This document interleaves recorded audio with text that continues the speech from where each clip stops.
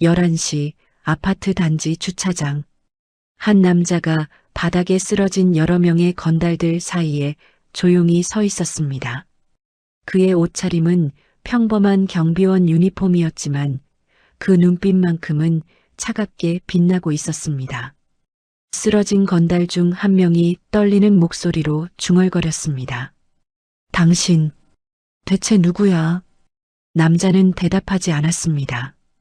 그저 멀리 보이는 아파트 한 동을 바라볼 뿐이었습니다. 그곳에는 그의 딸이 살고 있었습니다. 아니, 살고 있었다고 해야 할까요? 지옥 같은 결혼 생활 속에서 매일 죽어가고 있었으니까요. 미안하다. 지수야. 남자의 입에서 작은 중얼거림이 흘러나왔습니다. 대체 무슨 일이 있었던 걸까요? 평범한 경비원처럼 보이는 이 남자는 누구일까요? 그리고 왜 이 많은 건달들이 그의 발 아래 쓰러져 있는 걸까요? 이 놀라운 반전의 전체 이야기가 궁금하시다면 잠시만 구독 버튼을 눌러주세요. 평범해 보이는 사람들의 숨겨진 이야기를 매일 전해드립니다. 알림 설정까지 해두시면 매일 새로운 이야기로 찾아뵙겠습니다. 자, 그럼 이 모든 것이 어떻게 시작되었는지 한 달 전으로 돌아가 보겠습니다. 한 달 전, 아침 6시 휴대전화 알람이 울렸습니다. 김태진은 눈을 떴습니다. 50대 중반의 나이답지 않게 규칙적인 생활을 하는 그는 매일 이 시간이면 어김없이 일어났습니다. 작은 원룸 안은 깔끔하게 정돈되어 있었습니다. 낡았지만 깨끗한 이불, 먼지 하나 없는 바닥, 정갈하게 놓인 몇 안 되는 가구들. 태진의 삶은 그의 방처럼 단순했습니다. 세수를 하고 면도를 했습니다. 거울 속 자신의 얼굴을 보며 태진은 잠시 멈칫했습니다.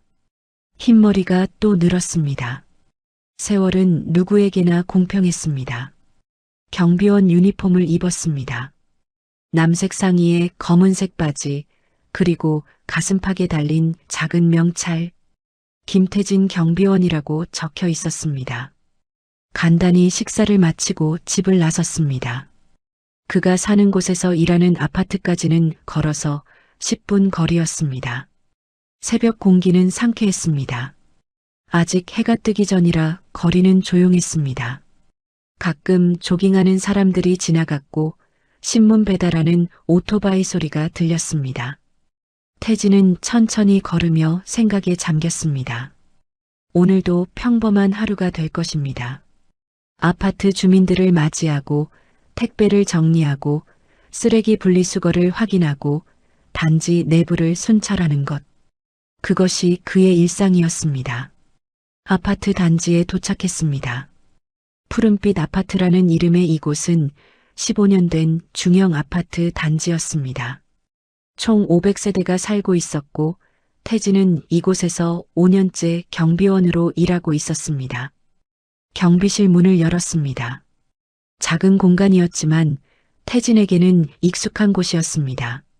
책상 하나, 의자 하나, 작은 냉장고와 전기포트. 벽에는 아파트 단지 지도와 비상 연락망이 붙어 있었습니다. 근무일지를 펼쳤습니다. 전날 밤 근무자가 남긴 특이사항을 확인했습니다. 5동 3층 누수 신고, 주차장 CCTV 점검 필요. 메모를 남겼습니다. 7시가 되자 출근하는 주민들이 하나둘 나타나기 시작했습니다. 안녕하세요. 태진은 지나가는 사람들에게 인사했습니다. 몇몇은 고개를 끄덕이며 답했지만 대부분은 그냥 지나쳤습니다. 경비원의 인사에 일일이 대꾸하는 사람은 많지 않았습니다. 그것이 태진의 일상이었습니다. 보이지 않는 사람처럼 존재하는 것. 누군가에게는 필요하지만 누구도 기억하지 않는 사람. 그는 그런 삶에 익숙해져 있었습니다. 8시쯤 한 중년 여성이 경비실 앞으로 다가왔습니다. 2동 7층에 사는 박 씨였습니다. 그녀는 불만 가득한 얼굴로 태진을 내려다봤습니다. 저기요, 경비 아저씨. 태진은 자리에서 일어나 공손히 고개를 숙였습니다. 네, 무슨 일이십니까? 아니, 어제 택배가 왜 이렇게 늦게 왔어요? 저녁 9시가 넘어서 벨을 누르면 어떡해요? 태진은 죄송하다는 말을 했습니다. 택배 기사가 늦게 온 것은 그의 잘못이 아니었지만 항상 경비원 탓이 되는 것이 이 일의 현실이었습니다. 다음부터는 택배 기사님께 말씀드리겠습니다. 박 씨는 코웃음을 쳤습니다. 말씀을 드려요? 그게 제대로 될 것 같아요? 아니, 요즘 경비들은 정말. 그녀는 몇 마디 더 불평을 늘어놓고는 가버렸습니다. 태진은 묵묵히 그 뒷모습을 바라봤습니다. 화가 나지 않았습니다. 이미 익숙한 일이었으니까요. 오전 시간이 흘러갔습니다. 태진은 단지 내부를 돌며 청소 상태를 확인했습니다. 놀이터에는 아이들이 뛰어놀고 있었고 벤치에는 노인들이 앉아 담소를 나누고 있었습니다. 저기 경비 아저씨. 한 아이가 태진을 불렀습니다. 7살쯤 되어 보이는 남자아이였습니다. 응, 무슨 일이니? 공이 저기 나무 위에 걸렸어요. 태진은 아이가 가리키는 곳을 봤습니다. 작은 나무가지에 축구공이 걸려 있었습니다. 그리 높지 않은 곳이었습니다. 아저씨가 꺼내줄게. 태진은 나뭇가지를 잡고 조금 흔들었습니다. 공이 떨어졌고 아이는 환하게 웃으며 고맙다는 말을 했습니다. 조심해서 놀아야 돼. 알았지? 네. 아이는 공을 들고 친구들에게로 뛰어갔습니다. 태진은 그 모습을 보며 희미하게 미소 지었습니다. 이런 순간들이 그의 일상에 작은 기쁨을 주었습니다. 점심시간이 되었습니다. 태진은 경비실로 돌아와 도시락을 꺼냈습니다. 아침에 싸온 김치볶음밥이었습니다. 간단하지만 충분했습니다. 혼자 먹는 점심이었지만 외롭지는 않았습니다. 태진은 오래전부터 혼자 사는 것에 익숙해져 있었습니다. 아내가 세상을 떠난 지도 벌써 10년이 넘었습니다. 식사를 마치고 설거지를 했습니다. 작은 싱크대에서 도시락통을 씻으며 태진은 문득 딸 생각이 났습니다. 지수, 그의 유일한 가족이자 살아가는 이유였습니다. 지수는 이제 28살이었습니다. 3년 전에 결혼해서 이 아파트에서 멀지 않은 곳에 살고 있었습니다. 한 달에 한두 번 정도 얼굴을 보는 것이 전부였지만 태진은 그것만으로도 행복했습니다. 딸이 행복하게 살고 있다고 믿었으니까요. 오후가 되었습니다. 택배 차량이 들어왔고 태진은 경비실 앞에 쌓인 택배들을 동별로 정리했습니다. 무거운 상자들을 옮기는 것은 힘들었지만 태진은 묵묵히 일했습니다. 수고하세요. 지나가던 한 주민이 태진에게 인사를 건넸습니다. 사동에 사는 젊은 남성이었습니다. 항상 공손하게 인사하는 사람이었습니다. 감사합니다. 태진은 고개를 숙여 답했습니다. 이런 작은 친절이 하루를 버티게 하는 힘이 되었습니다. 오후 5시 퇴근 시간이 다가왔습니다. 저녁 근무자가 경비실로 들어왔고 태진은 간단히 인수인계를 했습니다. 오늘 특별한 일은 없었습니다. 내일 오전에 수도 점검 있으니 참고하세요. 알겠습니다. 수고하셨어요. 태진은 경비실을 나섰습니다. 하루 일과가 끝났습니다. 집으로 가는 길 태진은 편의점에 들렀습니다. 저녁 식사 재료를 사기 위해서였습니다. 컵라면 하나와 삼각김밥 하나를 골랐습니다.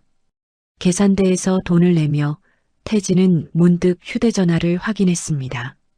딸에게서 온 문자 메시지가 있었습니다. 아빠, 이번 주말에 시간 되세요? 집에 한번 놀러 오세요. 태진의 얼굴에 미소가 번졌습니다. 지수가 먼저 연락을 해온 것은 오랜만이었습니다. 최근 몇 달간 딸과의 연락이 뜸했었는데 이렇게 먼저 연락을 받으니 기분이 좋았습니다. 그래, 아빠가 갈게. 뭐 먹고 싶은 거 있니? 답장을 보내고 태진은 흥얼거리며 집으로 향했습니다. 주말이 기다려졌습니다. 집에 도착해서 간단히 저녁을 먹었습니다. 텔레비전을 켰지만 별로 집중하지 못했습니다. 자꾸 주말 생각이 났습니다. 딸을 만날 생각을 하니 마음이 들떴습니다. 밤 10시 태진은 잠자리에 들었습니다. 내일도 새벽 6시에 일어나야 했으니까요. 어둠 속에서 누워 태진은 천장을 바라봤습니다. 오늘도 평범한 하루였습니다. 내일도 모레도 아마 비슷한 하루가 될 것입니다. 하지만 그는 불평하지 않았습니다. 이 평범한 일상이 그가 선택한 삶이었으니까요. 오래전 그는 전혀 다른 삶을 살았습니다. 폭력과 권력이 지배하는 세계에서 그는 정점에 서 있었습니다. 사람들은 그를 두려워했고 그의 이름만으로도 거리는 조용해졌습니다. 하지만 그 모든 것을 버렸습니다. 아내의 유언 때문이었습니다. 여보, 이제 그만해요. 지수 앞에서 떳떳한 아버지가 되어주세요. 병상에서 아내가 남긴 마지막 말이었습니다. 태진은 그 약속을 지키기 위해 모든 것을 내려놓았습니다. 조직도 권력도 명예도. 그리고 지금 그는 평범한 경비원으로 살고 있었습니다. 딸만 행복하다면 그것으로 충분했습니다. 태진은 눈을 감았습니다. 곧 잠이 찾아왔습니다. 하지만 그는 몰랐습니다. 며칠 후 그의 평범한 일상이 산산조각 날 것이라는 것을, 그가 가장 소중히 여기는 딸이 지옥 같은 고통 속에서 살고 있다는 것을, 그리고 그 고통을 주는 사람이 바로 그가 사위라고 부르는 남자라는 것을. 태진의 조용한 밤은 깊어갔습니다. 하지만 곧 다가올 폭풍을 아직 아무도 몰랐습니다. 주말이 되었습니다. 토요일 오후 태진은 딸의 집으로 향했습니다. 손에는 과일 바구니가 들려 있었습니다. 지수가 좋아하는 사과와 배를 넉넉히 담았습니다. 딸의 집은 새로 지어진 고급 아파트 단지에 있었습니다. 태진이 일하는 곳보다 훨씬 크고 화려한 곳이었습니다. 로비에 들어서자 고급스러운 인테리어가 눈에 들어왔습니다. 엘리베이터를 타고 12층으로 올라갔습니다. 복도를 걷는 내내 태진은 마음이 설렜습니다. 딸을 만나는 것은 언제나 그에게 기쁨이었습니다. 1201호 앞에 섰습니다. 초인종을 누르려다가 태진은 잠시 멈칫했습니다. 안에서 무언가 소리가 들렸습니다. 고함 소리였습니다. 야, 이거 사. 내가 몇 번을 말해야 알아들어. 남자의 목소리였습니다. 사위 준노의 목소리였습니다. 하지만 평소에 듣던 것과는 달랐습니다. 거칠고 난폭한 어조였습니다. 태진의 손이 초인종 위에서 멈췄습니다. 죄송해요. 제가 잘못했어요. 지수의 목소리였습니다. 떨리고 있었습니다. 그리고 그 목소리에는 두려움이 가득했습니다. 잘못했어? 잘못한 게 한두 가지야. 밥은 왜 이 모양이고 집은 왜 이렇게 더러워? 무언가 깨지는 소리가 들렸습니다. 그릇이 바닥에 떨어진 소리 같았습니다. 태진의 얼굴이 굳어졌습니다. 아파. 그만해요, 제발. 제발. 제발은 무슨, 내가 뭘 잘하는 게 있어. 쓸모없는 것. 둔탁한 소리가 들렸습니다. 무언가가 벽에 부딪히는 소리였습니다. 그리고 지수의 비명이 터져 나왔습니다. 태진의 손이 문고리를 잡았습니다. 하지만 잠겨 있었습니다. 문 열어. 태진은 문을 두드렸습니다. 처음에는 조용히, 그러나 점점 세게. 지수야, 아빠다. 문 열어. 안에서 갑자기 조용해졌습니다. 몇 초간의 침묵이 흘렀습니다. 그리고 문이 열렸습니다. 준노가 나타났습니다. 그의 얼굴에는 짜증과 불쾌함이 가득했습니다. 입에서는 술 냄새가 났습니다. 아, 장인어른. 왜 이렇게 갑자기? 태진은 준노를 밀치고 안으로 들어갔습니다. 거실은 난장판이었습니다. 깨진 그릇 조각들이 바닥에 흩어져 있었고 탁자는 뒤집혀 있었습니다. 그리고 소파 옆에 지수가 웅크리고 앉아 있었습니다. 태진의 심장이 얼어붙었습니다. 딸의 얼굴에는 빨간 자국이 선명했습니다.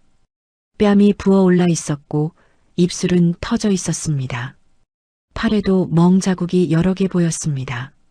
지수야. 태진은 딸에게 다가갔습니다. 지수는 고개를 들지 못했습니다. 부끄러움과 두려움이 뒤섞인 표정으로 그저 바닥만 바라보고 있었습니다. 아빠, 미안해요. 미안하긴. 뭐가 미안해. 태진은 무릎을 꿇고 딸의 얼굴을 살폈습니다. 손이 떨렸습니다.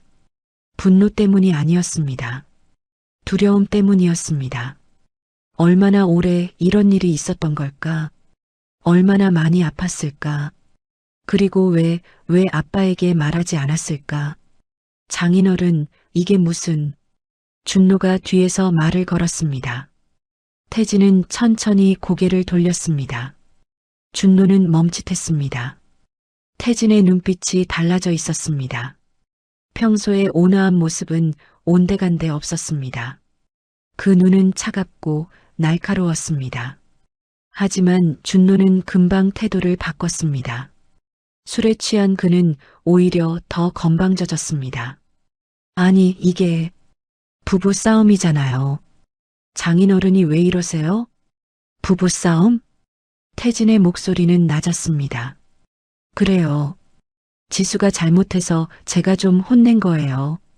뭐 대수롭지 않은 일인데. 대수롭지 않다고? 태진은 천천히 일어났습니다. 준노보다 키가 작았지만 그 순간만큼은 태진이 더 커 보였습니다. 준노는 한 발 뒤로 물러섰습니다. 본능적으로 느껴지는 무언가가 있었습니다. 하지만 술 기운이 그 본능을 억눌렀습니다. 뭐예요? 설마 저한테 뭐라고 하시려는 건 아니죠? 장인어른이 경비원 주제에. 그 순간 태진의 주먹이 움직일 뻔했습니다.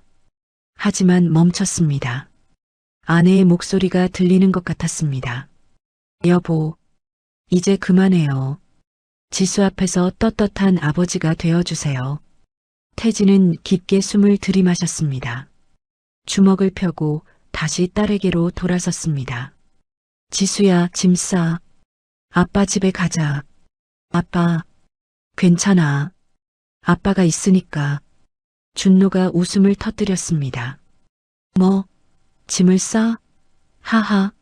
장인어른, 정신 차리세요. 여긴 제 집이고 지수는 제 아내예요. 어디 데리고 간다는 거예요? 태진은 준노를 바라봤습니다. 그 시선은 무언가를 꾹 참고 있는 사람의 눈빛이었습니다. 지금 당장 내 딸한테서 떨어져. 아니면요? 뭐 어쩔 건데요? 설마 저 때리시려고요? 그거 폭행이에요, 폭행. 경비원 주제에 감히. 준노는 태진의 가슴을 손가락으로 찔렀습니다. 아니, 진짜 웃기네. 경비원이 뭘 어쩐다는 거예요? 당신 같은 사람이 뭘 할 수 있어요? 응? 한 달에 100만 원도 못 버는 주제에? 태진은 아무 말도 하지 않았습니다.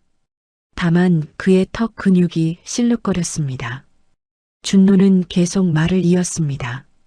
술기운에 더욱 대담해진 그는 태진을 완전히 무시하기 시작했습니다. 지수 있잖아요. 제가 원하는 대로 하는 거예요. 때리고 싶으면 때리고, 욕하고 싶으면 욕하고. 장인어른이 뭔 상관이에요? 여긴 제 집이고 지수는 제 아내라고요. 준노야. 지수가 떨리는 목소리로 말했습니다. 너무 심한 거 아니야. 아빠한테 그러지 마. 닥쳐. 준노가 소리쳤습니다. 내가 입 닥치라고. 내가 너 때문에 얼마나 스트레스 받는지 알아. 밥도 제대로 못하고 집도 제대로 못 치우고 쓸모없는 것. 그리고 준노는 태진을 향해 비웃듯 말했습니다. 보세요, 장인어른. 이게 제 아내예요. 제가 원하는 대로 하는 거예요. 당신이 뭐라고 하든 전 상관없어요. 경비원 따위가 그 말을 끝까지 하지 못했습니다. 태진의 손이 준노의 멱살을 잡았습니다. 지금 뭐라고 했어? 태진의 목소리는 여전히 낮았습니다. 하지만 그 속에는 뭔가 위험한 것이 숨어 있었습니다. 준노는 놀라서 태진의 손을 뿌리치려 했습니다. 하지만 태진의 그립은 쇠처럼 단단했습니다. 이봐요. 놓으라고요. 내 딸한테 다시는 손대지 마. 뭐예요? 아프잖아요. 태진은 준노를 밀어냈습니다. 준노는 비틀거리며 뒤로 물러났습니다. 아빠, 그만해요. 지수가 태진의 팔을 잡았습니다. 제발, 이러지 마요. 태진은 딸을 보았습니다. 지수의 눈에는 눈물이 가득했습니다. 하지만 그 눈물은 아픔 때문만은 아니었습니다. 아버지가 폭력을 쓸까봐 두려워하는 눈빛이었습니다. 태진의 마음이 무너졌습니다. 아내가 원했던 것은 이게 아니었습니다. 딸 앞에서 떳떳한 아버지, 폭력을 쓰지 않는 아버지. 태진은 주먹을 폈습니다. 미안하다, 지수야. 아빠가 미안해. 준노는 멱살에서 풀려난 뒤 안전한 거리를 확보하고는 다시 입을 열었습니다. 이거 봐요, 장인어른. 방금 저 폭행하셨죠? 이거 신고하면 어떻게 되는지 알아요? 태진은 대답하지 않았습니다. 경비원 일도 못하게 될 거예요. 그럼 어떻게 살 건데요? 그 좁은 원룸 월세도 못 낼 거 아니에요? 준노는 승리자처럼 웃었습니다. 그러니까 조용히 돌아가세요. 부부 일에 끼어들지 말고요. 지수는 제가 알아서 할 테니까. 태진은 여전히 아무 말도 하지 않았습니다. 다만 준노를 바라볼 뿐이었습니다. 그 시선이 너무 차가워서 준노는 순간 소름이 돋았습니다. 하지만 곧 태진은 고개를 돌렸습니다. 지수야, 아빠 괜찮아요. 저 괜찮아요. 아빠한테 전화해. 언제든지. 알았지? 네. 태진은 딸의 머리를 쓰다듬었습니다. 그리고 천천히 현관으로 향했습니다. 준노는 태진의 뒷모습을 보며 비웃었습니다. 경비원 주제에 설치더니 결국 꼬리 내리네. 쯧쯧. 태진은 문을 열고 나갔습니다.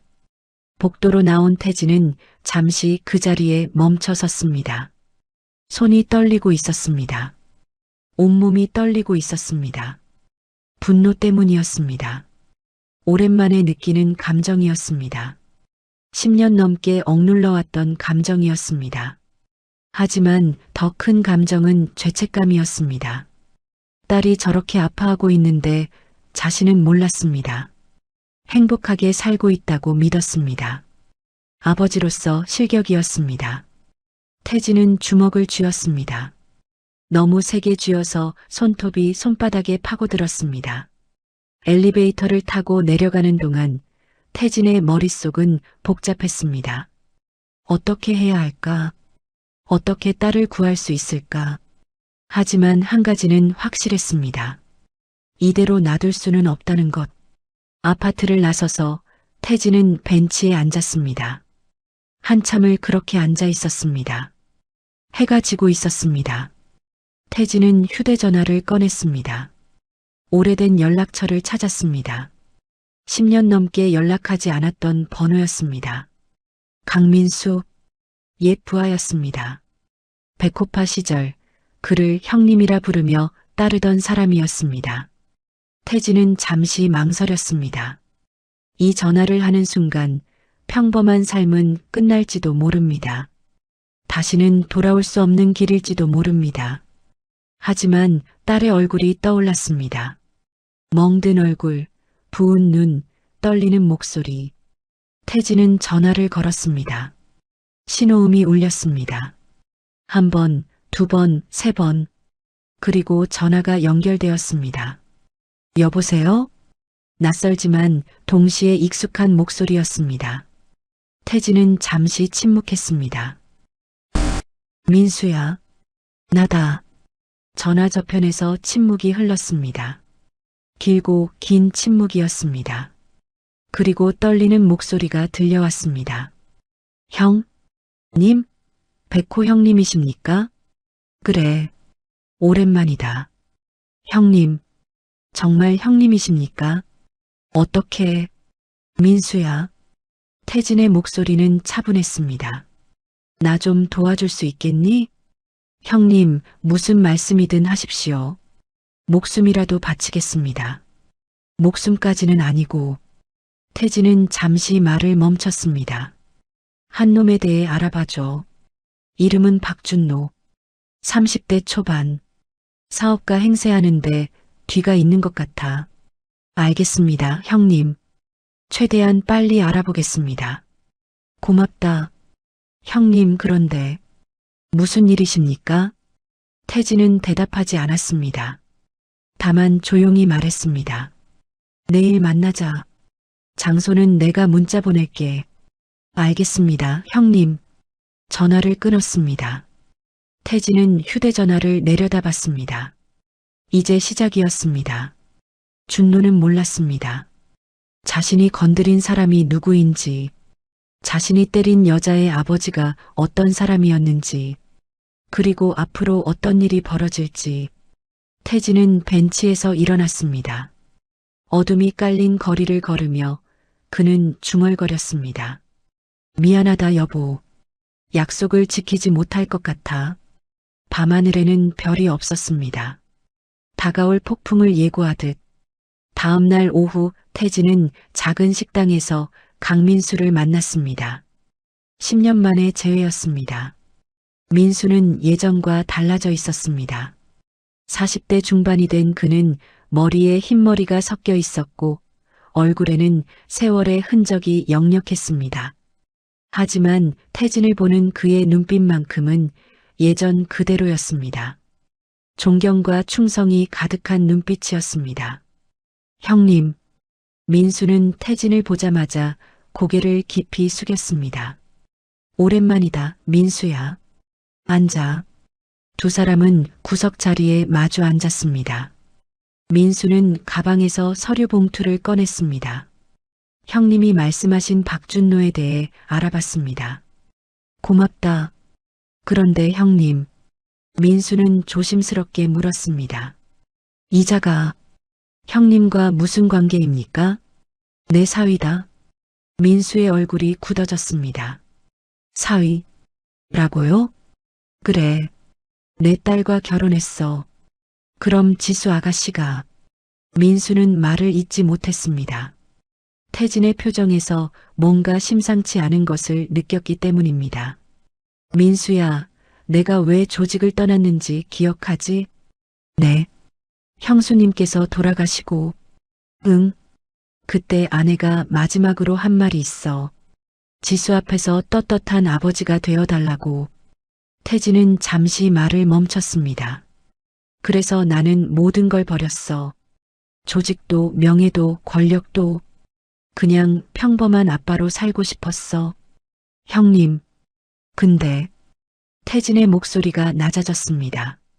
그 새끼가 내 딸을 때리고 있더라. 민수의 주먹이 쥐어졌습니다. 어제 딸 집에 갔다가 봤어. 지수 얼굴에 멍이 가득하고 입술은 터져 있고. 태진은 서류 봉투를 펼쳤습니다. 그래서 알아보려고 하는 거야. 이자가 누군지, 뒤에 누가 있는지. 민수가 고개를 끄덕이며 설명을 시작했습니다. 박준노 32세. 겉으로는 투자 사업가로 행세하고 있지만 실제로는 건달입니다. 건달? 네. 유흥업소랑 도박장을 전전하면서 돈을 뜯어내는 일을 합니다. 그리고 폭력과 협박도 서슴지 않습니다. 민수는 사진 몇 장을 꺼냈습니다. 이게 준노가 출입하는 곳들입니다. 주로 강남 쪽 유흥업소들이고요. 불법 도박장도 자주 드나듭니다. 태진은 사진들을 보며 눈을 가늘게 떴습니다. 그리고 이자의 아버지가 이진철입니다. 이진철? 네. 유흥업소 3곳, 도박장 2곳, 그리고 대부업체를 운영하는 자입니다. 불법적인 일을 많이 하죠. 민수는 또 다른 사진을 꺼냈습니다. 50대 후반으로 보이는 남자의 사진이었습니다. 이진철은 금산파와 연결되어 있습니다. 금산파? 태진의 눈빛이 변했습니다. 그래, 형님. 형님께서 떠나신 후에 세력을 키운 조직입니다. 지금은 이 지역에서 가장 큰 조직이 되었습니다. 두목이 누구지? 마태식입니다. 형님 아시죠? 태진은 고개를 끄덕였습니다. 마태식? 예전에 작은 조직을 이끌던 자였습니다. 태진이 백호파를 이끌 때는 그저 주변 조직 중 하나에 불과했습니다. 그자가 이렇게 커졌구나. 네. 형님께서 은퇴하신 후 공백을 차지하면서 급속도로 성장했습니다. 민수는 잠시 말을 멈췄다가 조심스럽게 덧붙였습니다. 형님 그런데 마태식은 형님을 기억합니다. 형님이 무서워서 함부로 못했던 자입니다. 그래. 네. 하지만 형님이 은퇴하신 게 겁먹고 도망간 거라고 오해하고 있습니다. 그래서 형님을 무시하는 분위기입니다. 태진은 쓴웃음을 지었습니다. 도망? 내가? 저도 그 말 들었을 때 화가 났습니다만. 됐어. 그런 건 중요하지 않아. 태진은 서류를 다시 정리했습니다. 중요한 건 준노야. 이자를 어떻게 할지가 문제지. 형님 말씀만 하십시오. 제가 당장. 아니. 태진은 고개를 저었습니다. 급하게 움직이면 안 돼. 일단은 더 지켜봐야 해. 하지만 형님, 지수 아가씨가. 내가 안다. 그래서 더 조심해야 하는 거야. 지수한테 피해가 가면 안 되니까. 민수는 고개를 숙였습니다. 알겠습니다, 형님. 당분간 준노 주변을 조사해줘. 동거래, 만나는 사람들, 자주 가는 곳. 전부 다. 네, 형님. 제가 직접 붙어서 보겠습니다. 두 사람은 식당을 나왔습니다. 헤어지기 전 민수가 태진의 손을 잡았습니다. 형님, 필요하시면 언제든 연락하십시오. 형님을 따르던 형제들, 아직 많이 남아 있습니다. 고맙다, 민수야. 형님이 돌아오신다면 모두 기뻐할 겁니다. 태진은 대답하지 않았습니다. 다만 민수의 어깨를 두드렸을 뿐이었습니다. 그날 밤, 준노는 고급 유흥업소에 있었습니다. 화려한 조명 아래 비싼 양주를 마시며 여자들과 어울리고 있었습니다. 오빠, 오늘 기분 좋아 보여요. 옆에 앉은 여자가 말했습니다. 준노는 그녀의 허리를 끌어안으며 웃었습니다. 그럼, 오늘 좋은 일 있었거든. 무슨 일인데요? 아, 우리 장인어른이 집에 왔었어. 경비원 아저씨가. 준노는 술잔을 들이켰습니다. 그 양반이 날 보고 뭐라고 하려는 거야? 웃기지 않아? 장인어른이요? 응. 아내 아빠. 근데 완전 찌질이야. 경비원 주제에 나한테 덤비려고 하더라고. 준노는 크게 웃었습니다. 결국 꼬리 내리고 도망갔지만 당연하지. 나한테 덤볐다간 인생 끝나는 거니까. 여자들도 따라 웃었습니다. 준노는 기분이 좋아져서 더 많은 술을 주문했습니다. 한참을 마시고 놀다가 준노는 화장실에 갔습니다. 복도를 걷는데 앞에서 한 남자가 다가왔습니다. 준노 씨? 응? 누구세요? 저 최 과장이라고 합니다. 잠깐 할 말이 있는데. 남자는 준노를 구석으로 데리고 갔습니다. 뭔데요? 아, 준노 씨. 저번에 빌려간 돈 말인데요. 준노의 표정이 굳어졌습니다. 그거 다음 달에 준다고 했잖아요. 네, 알죠. 근데 사정이 생겨서요. 이번 주 안에 갚아주셔야 할 것 같은데. 이번 주? 갑자기 무슨 소리예요? 죄송합니다만 저희도 사정이. 준노는 짜증스럽게 손을 휘저었습니다. 알았어요, 알았어. 나중에 연락드릴게요. 그렇게 말하고는 화장실로 들어갔습니다. 하지만 기분은 이미 망쳐져 있었습니다. 돈. 왜 다들 돈 타령이야? 사실 준노는 빚이 많았습니다. 사업가 행세를 하려면 돈이 필요했고 그 돈은 대부분 빌린 것이었습니다. 최근에는 도박에서 큰 돈을 잃어서 상황이 더 나빠졌습니다. 그래서 지수 명의로 대출을 받았습니다. 지수는 몰랐지만 준노는 아내의 명의를 마음대로 사용했습니다. 화장실에서 나온 준노는 다시 방으로 돌아갔습니다. 하지만 기분이 풀리지 않았습니다. 오빠, 왜 그래요? 안색이 안 좋은데. 아니야, 괜찮아. 준노는 억지로 웃으며 술을 마셨습니다. 하지만 마음 한구석이 불안했습니다. 빚은 점점 늘어나고 갚을 방법은 없었습니다. 아버지한테 또 손 벌려야 하나? 생각만 해도 기분이 나빴습니다. 아버지 이진철은 돈에 관해서만큼은 철저했습니다. 아들이라고 해서 쉽게 돈을 주지 않았습니다. 준노는 술을 계속 마셨습니다. 취할수록 생각이 더 꼬였습니다. 다 지수 때문이야. 그년이 제대로 좀 했으면. 준노의 머릿속에서는 항상 다른 사람 탓이었습니다. 자신의 잘못은 없었습니다. 항상 남의 탓, 세상 탓이었습니다. 새벽 2시가 넘어서 준노는 비틀거리며 집으로 돌아왔습니다. 문을 열고 들어서자 지수가 거실에 앉아 있었습니다. 왜 안 자고 있어? 지수는 준노를 보며 조심스럽게 물었습니다. 술? 많이 마셨어요? 그래, 많이 마셨어. 왜? 준노는 소파에 털썩 앉았습니다. 물 가져와. 지수는 부엌에 가서 물을 가져왔습니다. 준노는 물을 한 모금 마시고는 탁자에 컵을 내려놨습니다. 아. 네.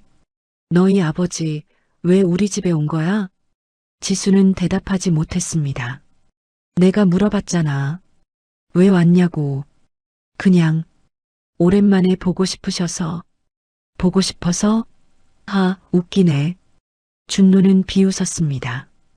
경비원 주제에 사위 교육하러 온 거 아니야? 응? 아니에요. 아니긴 뭐가 아니야. 나한테 덤비려고 하던데? 준노는 지수에게로 다가왔습니다. 야, 너희 아버지한테 뭐라고 한 거야? 아무 말도 안 했어요. 거짓말. 분명 뭔가 말했을 거야.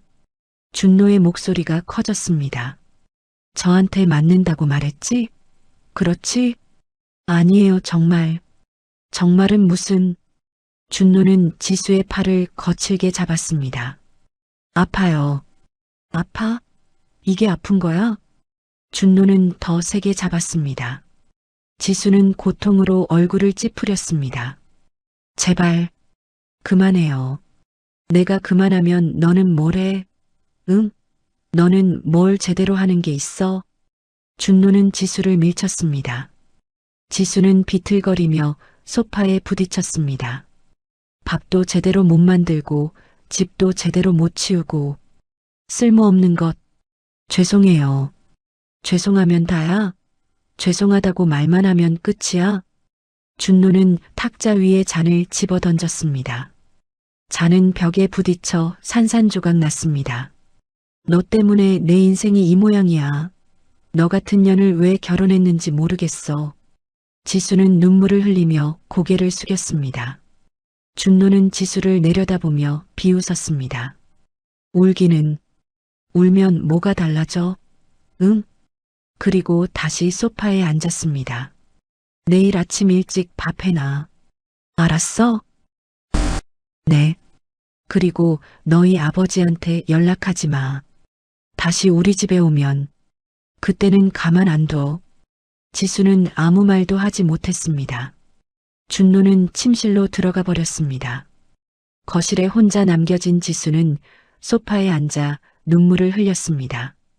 팔에는 준노의 손자국이 빨갛게 남아 있었습니다. 지수는 휴대전화를 꺼냈습니다. 아버지의 전화번호가 화면에 떠올랐습니다. 하지만 전화를 걸지 못했습니다. 아버지한테 더 이상 걱정을 끼치고 싶지 않았습니다. 그리고 준노가 더 화를 낼까봐 두려웠습니다. 지수는 휴대전화를 내려놓고 깨진 잔 조각들을 주었습니다. 눈물이 계속 흘러내렸습니다. 그녀는 몰랐습니다. 아버지가 이미 움직이기 시작했다는 것을, 그리고 준노의 세계가 곧 무너지기 시작할 것이라는 것을. 어둠 속에서 작은 빛이 켜지고 있었습니다. 하지만 그 빛이 무엇인지 지수는 아직 알지 못했습니다. 일주일이 지났습니다. 강민수는 매일 태진에게 보고를 올렸습니다. 준노의 하루하루가 낱낱이 기록되었습니다. 태진은 경비실에서 그 보고들을 읽으며 준노라는 인간의 실체를 파악했습니다. 그리고 계획을 세웠습니다. 조용하지만 확실한 계획이었습니다. 월요일 아침, 준노는 평소처럼 늦게 일어났습니다. 지수가 만들어 놓은 아침 식사를 대충 먹고 외출 준비를 했습니다. 오늘 늦을 거야. 저녁 기다리지 마. 알았어요. 준노는 현관문을 나섰습니다. 고급 세단을 타고 강남으로 향했습니다. 그가 모르는 사이 뒤에서 한 대의 차가 조용히 따라붙었습니다. 준노는 먼저 도박장으로 갔습니다. 건물 지하에 숨겨진 불법 도박장이었습니다. 그곳에서 그는 몇 시간을 보냈습니다. 하지만 운이 좋지 않았습니다. 계속 졌습니다. 젠장. 준노는 짜증스럽게 자리를 박차고 일어났습니다. 200만 원을 날렸습니다. 도박장을 나온 준노는 담배를 피우며 전화를 걸었습니다. 최 과장, 나 준노야. 그 돈 말인데 조금만 더 기다려줘. 응? 이번 주 안으로 꼭 줄게. 전화를 끊고 준노는 한숨을 쉬었습니다. 돈이 필요했습니다. 급하게. 그날 저녁, 준노가 자주 가는 유흥업소에 손님이 찾아왔습니다. 사채업자 김 사장이었습니다. 준노 씨, 어디 계세요? 만나 뵙고 싶은데요. 준노는 전화를 받고 얼굴을 찌푸렸습니다. 김 사장님, 무슨 일이세요? 아, 별일 아니고요. 잠깐 뵙고 싶어서요. 지금은 좀. 10분만요. 근처에 있으니까 금방 갑니다. 준노는 마지못해 동의했습니다. 15분 후 김 사장이 나타났습니다. 그런데 그의 얼굴이 평소와 달랐습니다. 딱딱하고 차가웠습니다. 김 사장님, 무슨 일이세요? 준노 씨, 죄송한데 빌려드린 돈 말입니다. 아, 그거요? 다음 달에 드린다고 했잖아요. 네, 알죠. 근데 사정이 생겨서요. 김 사장은 서류를 꺼냈습니다. 이번 주 안으로 갚아주셔야겠습니다. 뭐라고요? 갑자기 왜요? 저희도 사정이 있어서요. 죄송합니다. 준노는 당황했습니다. 이번 주는 무리예요. 한 달만 더 기다려주시면. 안 됩니다. 계약서에도 나와 있듯이 기한 내에 못 갚으시면 이자가 배로 붙습니다. 김 사장님, 그동안 잘 지냈잖아요. 한 번만. 비즈니스입니다. 준노 씨. 감정 섞을 수 없어요. 김 사장은 차갑게 말하고는 자리를 떠났습니다. 준노는 멍하니 앉아 있었습니다. 뭐지? 갑자기 왜 이래? 다음 날, 준노에게 또 다른 연락이 왔습니다. 이번에는 다른 사채업자였습니다. 준노 씨, 박 실장입니다. 빌려드린 700만 원, 이번 주 금요일까지 갚아주셔야겠습니다. 네, 그것도 다음 달로. 사정이 생겨서요. 금요일까지입니다. 전화가 끊겼습니다.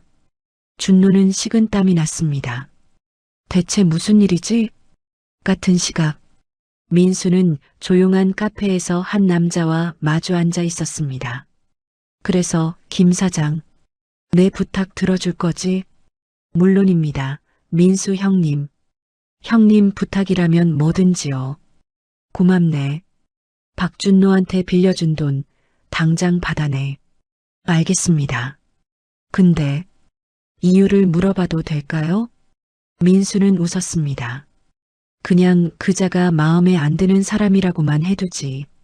알겠습니다. 수요일, 준노는 점점 초조해졌습니다. 사채업자들이 일제히 돈을 독촉했습니다. 모두 같은 말을 했습니다. 이번 주 안으로 갚으시오. 준노가 빌린 돈은 총 3천만 원이 넘었습니다. 당장 구할 수 있는 돈이 아니었습니다. 그는 아버지에게 전화를 걸었습니다. 아버지, 저예요. 왜? 이진철의 목소리는 차갑했습니다. 그게 급하게 돈이 좀 필요해서요. 또 지난달에도 줬잖아. 이번만요, 아버지. 제발. 얼마? 3천. 3천만 원? 이진철의 목소리가 높아졌습니다. 너 또 도박했지? 아니에요. 사업 자금이. 거짓말. 내가 무슨 사업을 해? 매일 놀기만 하면서. 아버지. 됐어. 이번엔 안 돼. 내가 알아서 해결해. 전화가 끊겼습니다. 준노는 휴대전화를 내려다보며 이를 갈았습니다. 젠장. 어떻게 하지? 그날 밤 준노는 자신이 자주 가던 유흥업소에 갔습니다.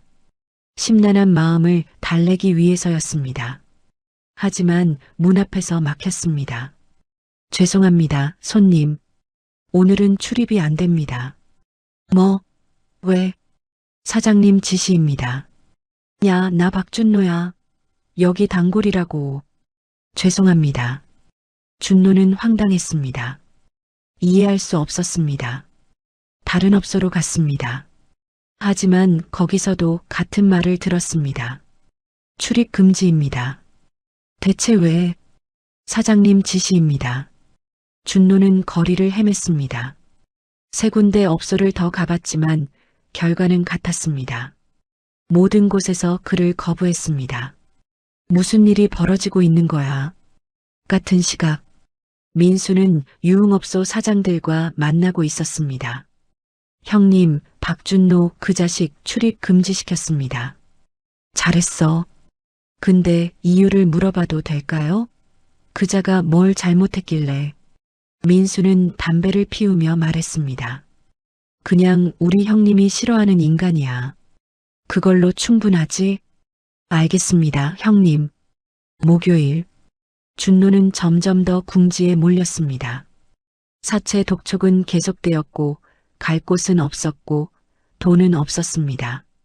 그는 지수에게 화풀이를 했습니다. 내 명의로 대출 한 번 더 받아. 하지만 이미 너무 많이 받았잖아요. 시끄러. 내가 하라면 하는 거야. 은행에서 더 이상 안 된대요. 뭐? 쓸모없는 것. 준노는 탁자를 발로 찼습니다. 지수는 울먹이며 말했습니다. 이미 5천만 원이나 대출받았어요.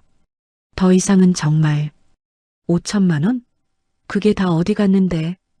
준노는 소리쳤습니다. 하지만 사실 그 돈은 모두 자신이 도박과 유흥에 쓴 것이었습니다. 지수는 바닥만 바라보며 눈물을 흘렸습니다. 금요일, 사채업자들이 직접 준노를 찾아왔습니다. 준노 씨, 오늘까지라고 했죠? 조금만 더 기다려주세요. 안 됩니다. 지금 당장 갚으시든지 아니면. 사채업자들의 얼굴이 험악해졌습니다. 준노는 겁이 났습니다. 제발이요. 한 달만요. 한 달? 그럼 이자가 배로 붙습니다. 지금 3천이면 한 달 뒤에는 6천입니다. 6천? 네. 그래도 기다리시겠습니까? 준노는 말문이 막혔습니다.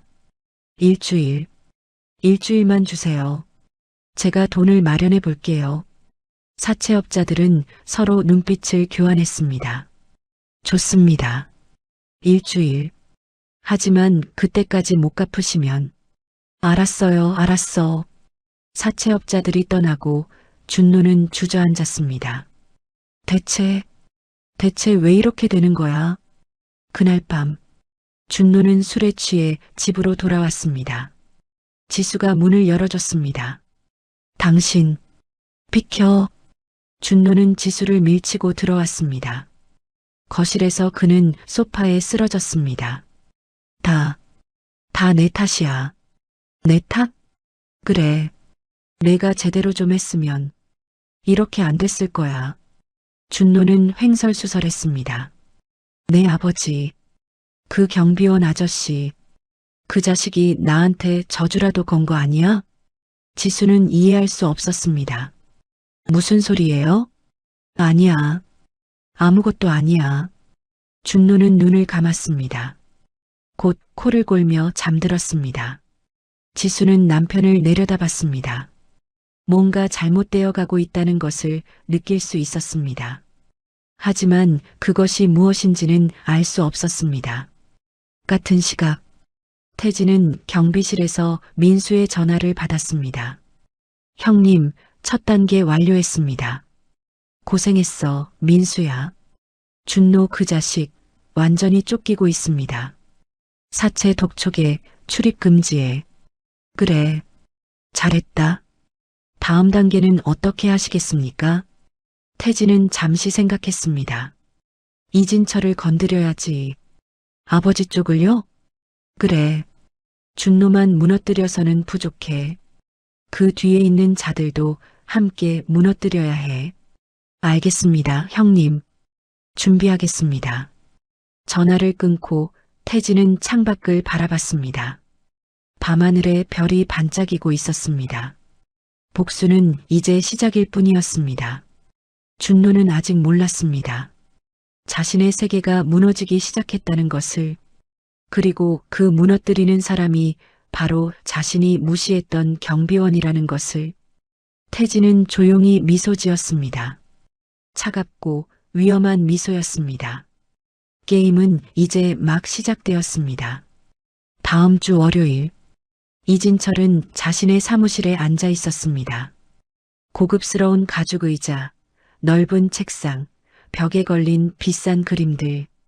그의 사무실은 성공한 사업가의 것처럼 보였습니다. 하지만 그 이면에는 어둠이 있었습니다. 유흥업소 3곳, 불법 도박장 2곳, 그리고 고리대금업. 이진철의 사업은 모두 불법의 경계를 넘나들었습니다. 사장님, 이번 달 수익 보고서입니다. 부하가 서류를 가져왔습니다. 이진철은 서류를 펼쳐봤습니다. 그런데 얼굴이 굳어졌습니다. 이게 뭐야? 수익이 왜 이렇게 줄었어? 그게 최근 손님들이 줄어들어서. 줄어들다니? 갑자기. 이진철은 화가 났습니다. 정확히 조사해. 왜 손님이 줄었는지. 알겠습니다, 사장님. 부하가 나가고 이진철은 불안한 마음으로 창밖을 바라봤습니다. 뭔가 이상했습니다. 그날 저녁, 이진철이 운영하는 유흥업소 중 하나에 경찰이 들이닥쳤습니다. 경찰입니다. 단속입니다. 손님들이 놀라 일어났고 업소는 순식간에 아수라장이 되었습니다. 뭐야 이게? 오늘 단속 없다고 했잖아. 업소 지배인이 당황했습니다. 평소 같으면 미리 정보가 들어왔을 텐데 이번에는 아무 연락도 없었습니다. 경찰은 업소를 샅샅이 뒤졌습니다. 그리고 여러 가지 불법 사항들을 적발했습니다. 청소년 고용, 무허가 영업, 세금 탈루. 이거 다 적발 대상입니다. 잠깐만요. 이건 오해. 오해고 뭐고 증거가 다 있습니다. 사장 누구예요? 지배인은 할 말이 없었습니다. 이진철은 한밤중에 전화를 받았습니다. 사장님, 큰일 났습니다. 뭐? 강남 지점이 단속 걸렸습니다. 뭐라고? 이진철은 벌떡 일어났습니다. 어떻게 된 거야? 정보는? 그게 아무 정보도 없었습니다. 갑자기 젠장. 이진철은 이를 갈았습니다. 피해가 얼마야? 영업 정지 3개월에 벌금이. 알았어, 알았어. 전화를 끊고 이진철은 술을 마셨습니다. 뭐가 잘못된 거지? 다음 날 이진철의 또 다른 업소에서 문제가 생겼습니다. 도박장에서 큰 싸움이 벌어진 것입니다. 야, 이 새끼가 사기쳤어. 뭐, 내가 언제. 손님들 사이에 큰 싸움이 벌어졌고 결국 경찰이 출동했습니다. 도박장은 폐쇄되었고 이진철은 또다시 타격을 입었습니다. 수요일, 이진철의 대부업체에도 문제가 생겼습니다. 갑자기 여러 명의 채무자들이 일제히 돈을 갚고 계약을 파기한 것입니다. 뭐, 다들 갚았다고? 네, 사장님. 20여 명이 한꺼번에. 그게 말이 돼? 어제까지만 해도 돈 없다고 울고불고 하던 놈들이. 이진철은 이해할 수 없었습니다. 무언가 보이지 않는 손이 자신의 사업을 무너뜨리고 있었습니다. 같은 시각, 민수는 조용한 사무실에서 전화를 받고 있었습니다. 네, 형님. 이진철 쪽 작업 진행 중입니다. 태진의 목소리가 들렸습니다. 경찰 단속은 어떻게 했어? 예전에 형님 밑에서 일하던 강 형사님 계시잖아요. 그분께 부탁드렸습니다. 강 형사가 아직 현직이구나. 네. 지금은 고위직이 되셨습니다. 형님 이야기 나오니까 바로 도와주시겠다고 하셨습니다. 고맙네. 그리고 도박장 싸움은 저희 쪽 사람들이 일부러 만들었습니다. 좋아. 대부업체는? 채무자들한테 제가 돈을 빌려줬습니다. 이진철한테 먼저 갚고 저희한테 천천히 갚으라고 했습니다. 태진은 잠시 침묵했습니다. 민수야, 내가 손해보는 거 아니야? 형님 무슨 말씀을. 형님 일이라면 손해고 뭐고 없습니다. 미안하다. 아닙니다, 형님. 예전에 형님께서 저한테 얼마나 잘해주셨는데요. 이 정도는 아무것도 아닙니다. 전화를 끊고 민수는 창밖을 바라봤습니다. 백호 형님이 돌아오셨다는 사실만으로도 가슴이 벅찼습니다. 목요일 저녁, 이진철은 술에 취해 집으로 돌아왔습니다. 일주일 사이에 모든 것이 엉망이 되었습니다. 업소 하나는 영업 정지, 도박장 하나는 폐쇄, 대부업 수입은 급감, 손실만 수억 원이었습니다. 현관문을 열고 들어서는데 거실에 준노가 앉아 있었습니다. 아버지, 너. 이진철은 아들을 노려봤습니다. 왜 여기 왔어? 아버지, 저 정말 급합니다. 돈 좀. 돈? 지금 돈 타령이야. 이진철의 목소리가 커졌습니다. 아버지도 지금 힘들어. 사업이 다 망해가고 있어. 그래도 저 죽을 것 같아요. 준노는 울먹였습니다. 사채업자들이 저를 쫓아다녀요. 이번 주 안에 못 갚으면 그건 내 문제야. 내가 왜 내 도박 빚을 갚아줘야 해. 아버지, 나가. 당장 나가. 이진철은 준노를 밀쳤습니다. 준노는 비틀거리며 뒤로 물러났습니다. 아버지, 제발. 나가라고 했어. 준노는 더 이상 말하지 못하고 집을 나왔습니다. 이진철은 소파에 주저앉았습니다. 대체 무슨 일이 벌어지고 있는 거야? 같은 시각, 태진은 딸에게서 전화를 받았습니다. 아빠, 지수야, 무슨 일이야? 지수의 목소리는 떨리고 있었습니다. 준노가 요즘 이상해요. 이상하다니? 갑자기 돈 문제로 힘들어하는 것 같아요. 매일 전화 받고 술 마시고. 그리고 지수는 잠시 말을 멈췄습니다. 그리고 저한테 더 심하게 대해요. 태진의 손이 휴대전화를 3개 쥐었습니다. 아빠가 아빠가 곧 해결해 줄게. 아빠, 무슨 말이에요? 아무것도 아니야. 지수야, 조금만 더 참아. 알았지? 아빠, 무슨 일 있어요? 없어. 아빠 믿어. 전화를 끊고 태진은 깊게 한숨을 쉬었습니다. 딸이 여전히 고통받고 있었습니다. 복수는 시작되었지만 아직 끝이 아니었습니다. 금요일, 이진철은 금산파 사무실로 불려갔습니다. 마태식이 그를 기다리고 있었습니다. 이 사장, 요즘 사업이 안 좋다면서? 그게, 죄송합니다, 두목님. 이번 달 상납금이 절반밖에 안 들어왔어. 마태식의 목소리는 차갑했습니다. 다음 달에는 꼭. 다음 달? 난 다음 달 이야기하는 거 아니야. 이번 달 말이야. 하지만 두목님, 지금 상황이고 뭐고 그건 내 문제지. 우리는 약속된 돈을 받아야 해. 이진철은 식은땀을 흘렸습니다. 일주일만 시간을 주십시오. 마태식은 잠시 생각하더니 고개를 끄덕였습니다. 좋아. 일주일. 하지만 그때까지 못 가져오면 마태식은 말을 끝내지 않았습니다. 하지만 그 의미는 충분히 전달되었습니다. 이진철은 고개를 숙이고 사무실을 나왔습니다. 복도를 걷는 그의 얼굴은 창백했습니다. 일주일. 어떻게 그 돈을 구하지? 그날 밤, 이진철과 준노는 각자의 집에서 잠을 이루지 못했습니다. 아버지와 아들, 둘 다 돈에 쫓기고 있었습니다. 둘 다 모르고 있었습니다.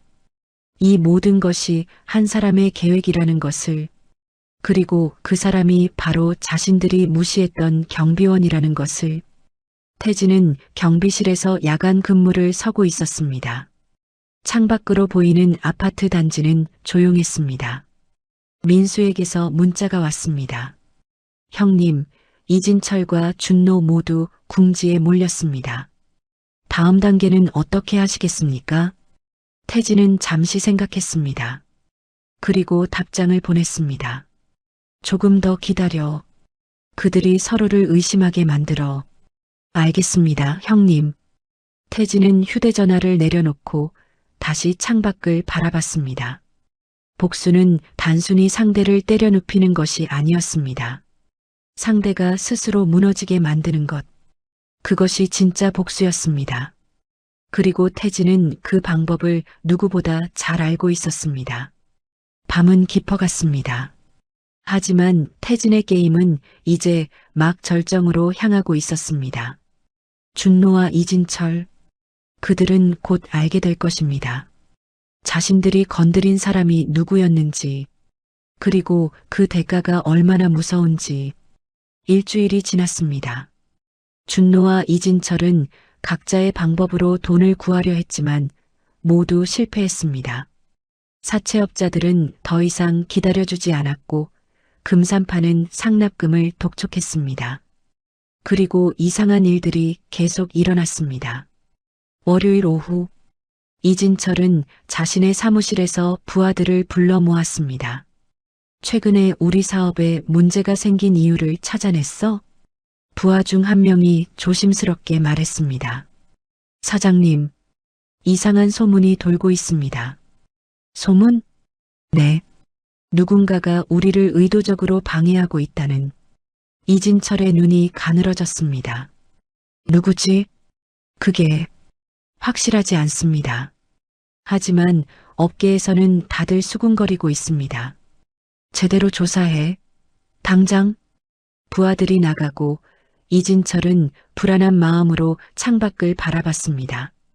누군가가 나를 노리고 있어. 같은 시각, 준노는 거리를 헤매고 있었습니다.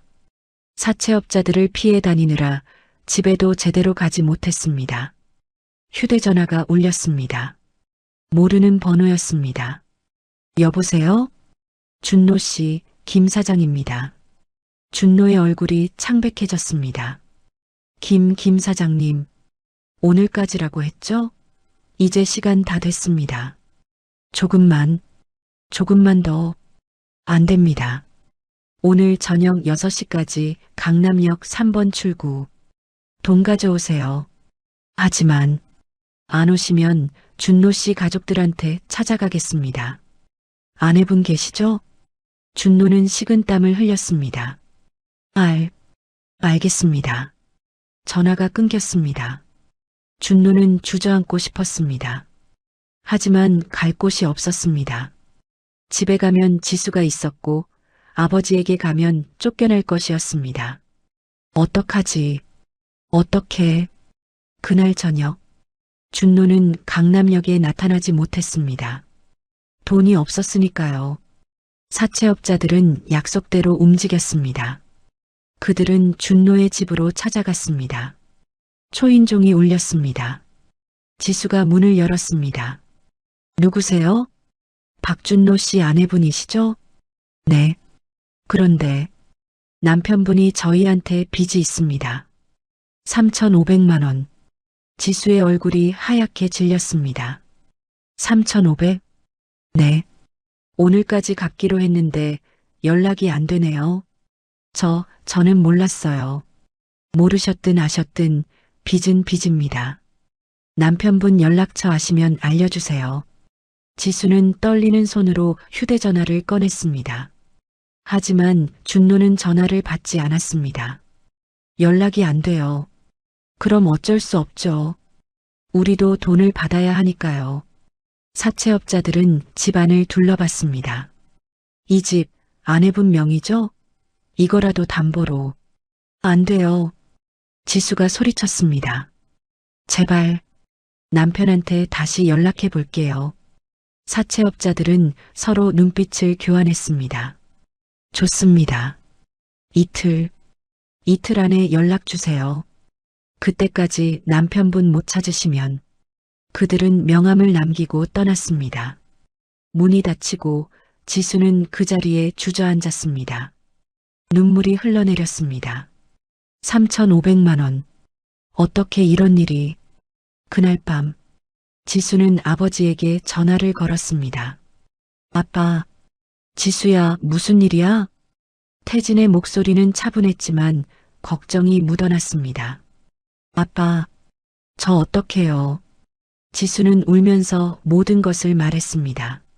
사채업자들이 찾아온 것, 준노의 빚, 집을 담보로 잡으려 한 것. 태진은 전화를 들으며 주먹을 쥐었습니다. 지수야, 걱정하지 마. 아빠가 해결할게. 하지만 아빠, 그렇게 큰 돈을. 괜찮아. 아빠 믿어. 아빠, 지수야, 이제 그만 울어. 알았지? 네. 전화를 끊고 태진은 깊게 숨을 들이마셨습니다. 이제 직접 움직일 때가 된 것 같았습니다. 다음 날 오전, 금산파 사무실, 마태식은 부하들을 불러 모았습니다. 이진철 그 자식, 아직도 돈 안 가져왔어? 네, 두목님. 계속 시간을 달라고만 합니다. 시간? 더 이상 시간은 없어. 마태식은 자리에서 일어났습니다. 직접 가자.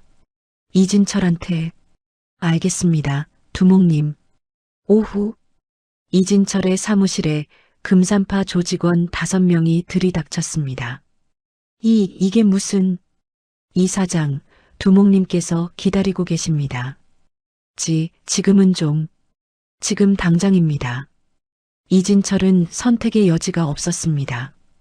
금산파 사무실로 끌려간 이진철은 마태식 앞에 서게 되었습니다. 이 사장, 내가 몇 번이나 기회를 줬지? 죄송합니다, 두목님. 죄송하다고? 그게 다야? 마태식은 책상을 쳤습니다. 당장 돈 가져와. 이틀만 더 주십시오. 이틀? 좋아. 이틀. 하지만 못 가져오면. 마태식은 이진철의 멱살을 잡았습니다. 내 업소고 뭐고 다 내가 가져간다. 알았어? 알겠습니다. 이진철은 풀려나 비틀거리며 사무실을 나왔습니다. 그날 저녁, 이진철은 술에 취해 집으로 돌아왔습니다. 현관문을 열고 들어서는데 준노가 앉아 있었습니다. 너, 아버지. 준노의 얼굴은 초췌했습니다. 아버지, 저 정말 죽을 것 같아요. 나도 마찬가지야. 이진철이 소리쳤습니다. 다 내 때문이야. 내가 도박질만 안 했어도. 제 탓이에요? 아버지도 사업 망친 거 제 탓이에요? 뭐? 이진철은 준노에게 다가갔습니다. 감히 내가 나한테 대들어? 전 사실대로 말한 거예요. 아버지가 제대로 못해서 그런 거잖아요. 탁! 이진철의 손이 준노의 뺨을 때렸습니다. 이 자식이. 준노는 뺨을 감싸쥐고 아버지를 노려봤습니다. 아버지, 아버지도 저랑 똑같아요. 우리 둘 다 망한 거예요. 닥쳐. 당장 나가. 좋아요. 나갈게요. 준노는 집을 나섰습니다. 아버지와 아들 사이에 금이 갔습니다. 같은 시각, 태진은 민수와 만나고 있었습니다. 형님, 이제 금산파가 움직이기 시작했습니다. 그래, 예상대로네. 그런데 형님, 이제 직접 나서실 때가 된 것 같습니다. 태진은 고개를 끄덕였습니다. 그래, 이제 마지막 단계야. 어떻게 하시겠습니까? 금산파를 직접 만나야겠어. 민수의 눈이 커졌습니다. 형님, 그럼, 응, 이제 내 정체를 밝힐 때가 됐어. 알겠습니다, 형님. 제가 준비하겠습니다. 이틀 후, 금산파 사무실 근처, 준노와 이진철은 각자 돈을 구하려 필사적으로 움직였지만 모두 실패했습니다. 그리고 그날 저녁, 금산파 조직원 10명이 이진철의 사무실로 쳐들어왔습니다. 이 사장, 나와. 이진철은 겁에 질려 뒤로 물러섰습니다. 돈을 구하려고.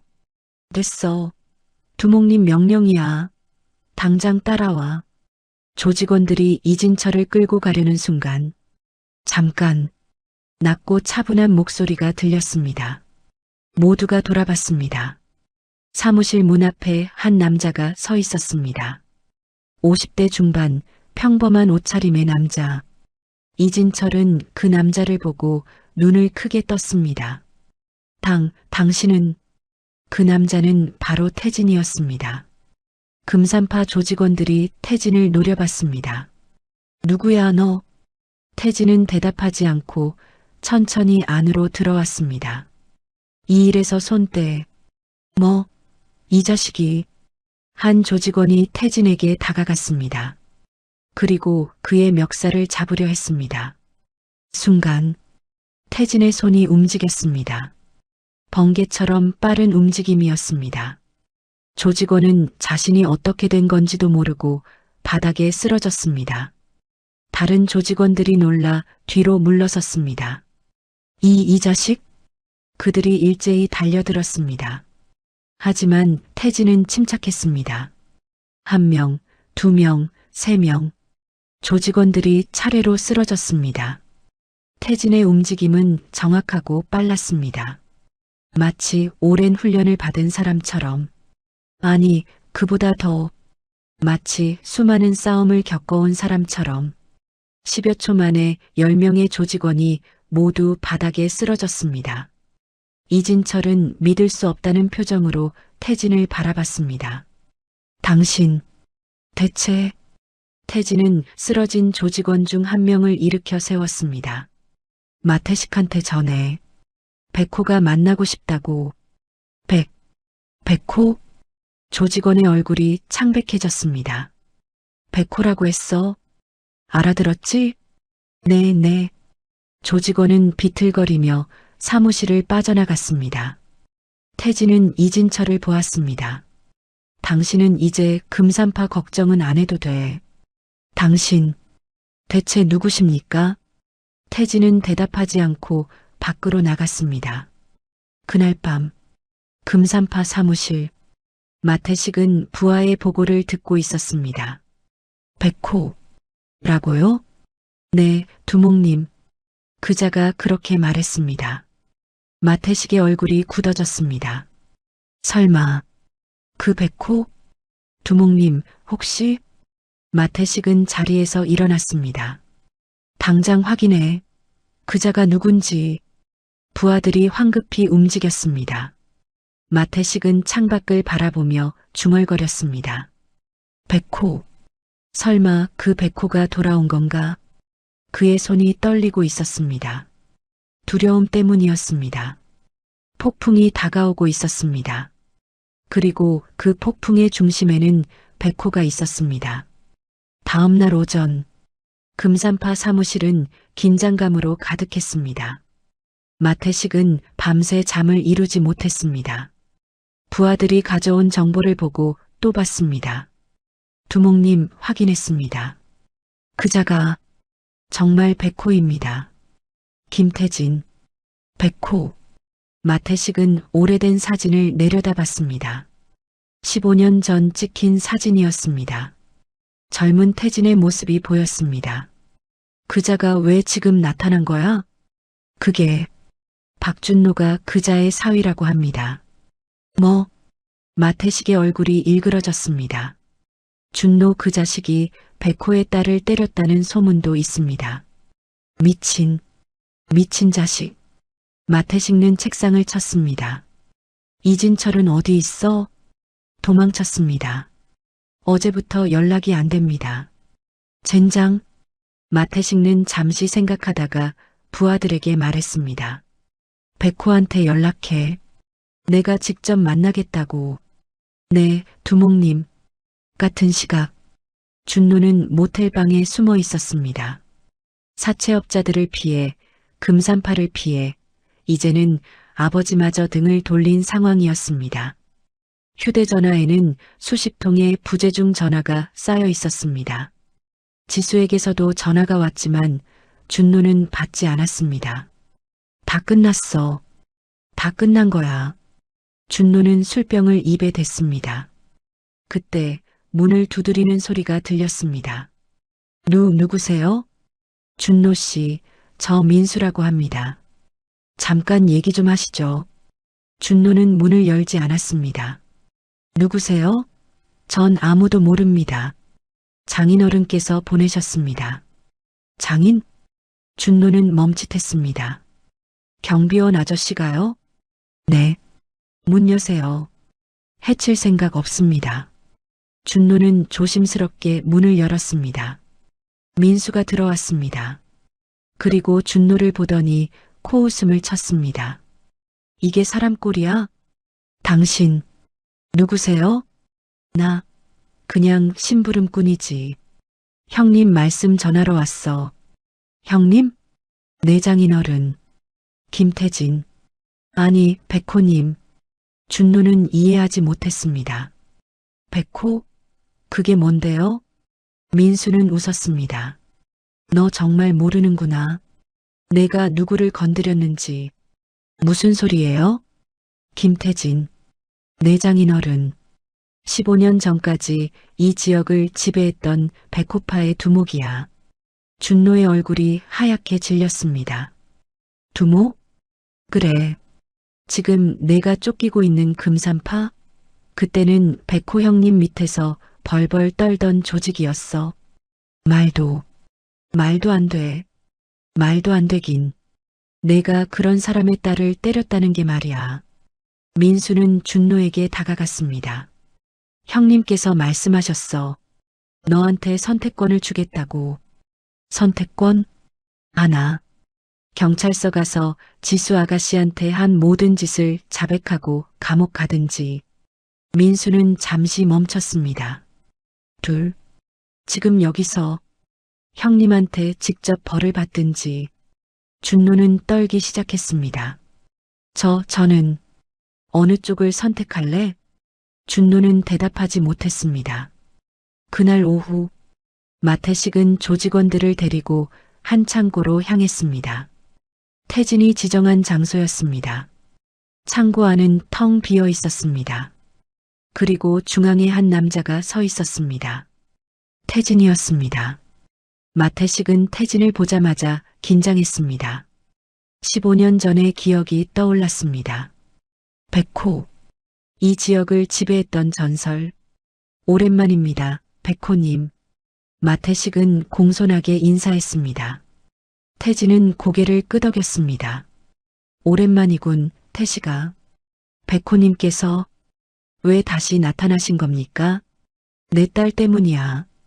태진의 목소리는 차분했지만 그 속에는 분노가 깔려 있었습니다. 딸, 박준노. 그자가 내 딸을 때렸어. 마태식의 얼굴이 굳어졌습니다. 그건 제가 몰랐습니다. 알았든 몰랐든 그자는 이진철과 연결되어 있고 이진철은 너희 조직과 연결되어 있어. 백호님, 저희는 정말 됐어. 태진은 손을 들어 말을 막았습니다. 내가 원하는 건 간단해. 준노와 이진철에게서 손 떼. 알겠습니다. 마태식은 즉시 대답했습니다. 그 두 자식은 이제 저희 조직과 아무 관계 없습니다. 좋아.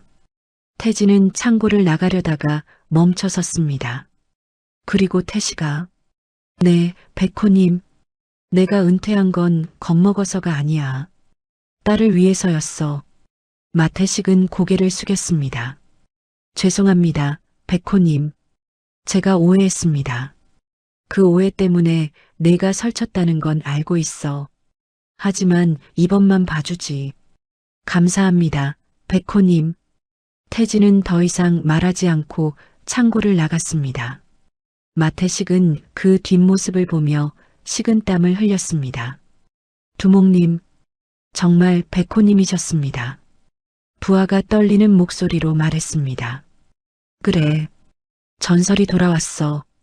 저녁, 준노는 민수의 안내로 한 건물 앞에 섰습니다. 경찰서였습니다. 들어가. 정말 이렇게 해야 하나요? 내가 선택한 거잖아. 경찰서 가서 자백하겠다고. 준노는 떨리는 발걸음으로 경찰서 안으로 들어갔습니다. 민수는 밖에서 지켜봤습니다. 1시간 후, 준노는 수갑을 차고 나왔습니다. 그는 지수에 대한 폭행, 협박, 사기, 횡령 등 모든 죄를 자백했습니다. 경찰차가 그를 실어갔습니다. 민수는 태진에게 전화를 걸었습니다. 형님, 끝났습니다. 고생했어, 민수야. 준노 그 자식 완전히 무너졌습니다. 그래, 이제 마지막 남은 건 이진철입니까? 응. 같은 시각, 이진철은 어느 허름한 여관에 숨어 있었습니다. 금산파를 피해 사채업자들을 피해 도망 다니고 있었습니다. 휴대전화가 울렸습니다. 마태식이었습니다. 여보세요? 이 사장, 나야. 두목님, 너 백호 알아? 이진철의 심장이 멎는 것 같았습니다. 백호, 그게 내 사위장인이 백호야. 백호, 그럴 리가. 그자가 날 직접 만났어. 그리고 너랑 준노한테서 손 떼라고 했어. 두목님, 미안하지만 난 백호한테 대들 생각 없어. 앞으로 너는 혼자야. 전화가 끊어졌습니다. 이진철은 주저앉았습니다. 백호, 김태진이 백호였다고? 모든 것이 이해되기 시작했습니다. 왜 갑자기 사업이 무너졌는지, 왜 경찰 단속이 들어왔는지, 왜 금산파까지 손을 뗐는지. 망했어. 완전히 망했어. 다음 날 아침, 태진은 지수의 집을 찾아갔습니다. 초인종을 눌렀습니다. 지수가 문을 열었습니다. 눈이 퉁퉁 부어 있었습니다. 아빠, 지수야.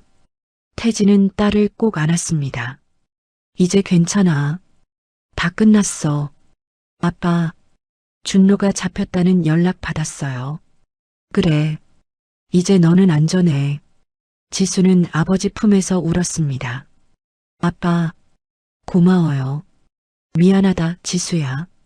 아빠가 진작 알아챘어야 했는데. 아니에요, 아빠. 제가 말을 안 했으니까. 태진은 딸의 머리를 쓰다듬었습니다. 이제 새로 시작하자. 응? 네, 아빠. 그날 오후, 이진철은 스스로 경찰서에 출두했습니다. 그도 모든 것을 자백했습니다. 불법 업소 운영, 고리대금업, 탈세, 그 외 수많은 죄. 그는 준노와 함께 구속되었습니다. 아버지와 아들, 둘 다 감옥에 갇혔습니다. 일주일 후, 태진은 경비실에서 평소처럼 일하고 있었습니다. 마치 아무 일도 없었던 것처럼. 하지만 업계에서는 소문이 돌고 있었습니다. 백호가 돌아왔다고, 전설이 부활했다고. 민수가 경비실로 찾아왔습니다. 형님, 왔어? 형님, 이제 조직으로 돌아오시는 건 아니시죠? 태진은 웃었습니다. 아니야. 난 그냥 경비원으로 살 거야. 하지만 형님, 민수야, 나는 이게 좋아. 평범한 삶, 딸 옆에 있는 삶. 민수는 고개를 끄덕였습니다. 알겠습니다, 형님. 하지만 필요하시면 언제든 연락하십시오. 고맙다. 민수가 떠나고 태진은 다시 창밖을 바라봤습니다. 평범한 일상이 돌아왔습니다. 하지만 이번에는 달랐습니다. 딸이 안전했으니까요. 그리고 그것이 태진에게 가장 중요한 것이었습니다. 백호는 다시 돌아갔습니다. 평범한 경비원 김태진으로. 하지만 이제 모두가 알았습니다. 그 평범한 경비원이 누구인지, 그리고 그를 건드리면 안 된다는 것을. 전설은 끝나지 않았습니다. 다만 잠시 쉬고 있을 뿐이었습니다. 딸의 행복을 지키기 위해. 한 달이 지났습니다. 가을이 깊어지고 있었습니다. 태진은 여전히 푸른빛 아파트에서 경비원으로 일하고 있었습니다. 아침 6시에 일어나고 주민들에게 인사하고 택배를 정리하고 단지를 순찰했습니다. 아무것도 달라진 게 없는 것처럼 보였습니다. 하지만 달라진 것이 있었습니다. 주민들의 시선이었습니다. 안녕하세요, 김경비님. 수고하십니다. 오늘도 좋은 하루 되세요. 예전보다 더 많은 사람들이 태진에게 인사를 건넸습니다. 어떤 이들은 공손하게, 어떤 이들은 따뜻하게. 소문이 돌았기 때문이었습니다. 그 경비원이 딸을 지키기 위해 움직였다는 것. 그리고 그 과정에서 엄청난 일들이 벌어졌다는 것. 자세한 내용은 아무도 몰랐지만 모두가 느낄 수 있었습니다. 저 평범해 보이는 경비원이 결코 평범하지 않다는 것을. 어느 토요일 오후, 태진은 딸의 새 아파트를 찾아갔습니다. 지수는 준노아의 집을 정리하고 작은 원룸으로 이사했습니다. 새로 시작하기 위해서였습니다. 아빠. 문을 연 지수는 예전보다 훨씬 밝은 얼굴이었습니다. 눈가의 멍도 사라졌고 얼굴에는 미소가 돌아왔습니다. 잘 지내니? 네, 아빠. 들어오세요. 작은 원룸이었지만 깔끔하게 정돈되어 있었습니다.